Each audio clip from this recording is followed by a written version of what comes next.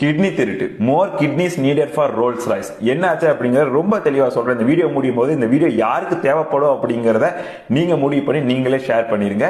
இந்த வீடியோல சொல்றது எல்லாமே நானா என்னமோ அடிச்சு வெட்டுறது கிடையாது, ப்ரூஃபோட பாத்திரலாம். ஓகேவா? நாமக்கல் பக்கத்தில் இருக்கக்கூடிய பள்ளிப்பாளையம், குமாரபாளையம் இந்த பகுதியில் வசிக்கக்கூடிய விசைத்தறி தொழிலாளர்களோட வறுமையை ஒரு காரணமா காமிச்சு அவங்க வந்துட்டு கந்து வெட்டிக்கோ இல்ல வெளியவோ கடன் வாங்கியிருக்காங்க அப்படின்னா அந்த கடனோட அழுத்தத்தில் இருக்கும்போது ஒரு கும்பல் அவங்க கிட்ட போய் அவங்களோட கிட்னியை வந்துட்டு நாங்க எடுத்துக்கிறோம், அதாவது உங்களுக்கு 5 to 10 லட்சம் ரூபாய் கொடுக்குறோம், உங்களோட கிட்னி எங்களுக்கு கொடுங்க அப்படின்னு சொல்லிட்டு பேரம் பேசி முக்கியமா அங்க இருக்கக்கூடிய பெண்களை வந்துட்டு மூளை செயல், அதாவது பிரெயின் வாஷ் பண்ணி ஒரு குறிப்பிட்ட ஹாஸ்பிட்டலுக்கு கூட்டிட்டு போய் அவங்களோட கிட்னியை கழட்டி வித்து இருக்காங்க.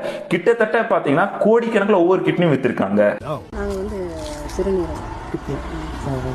பேசினது வந்து 10 ரூபா 10 லட்சம்.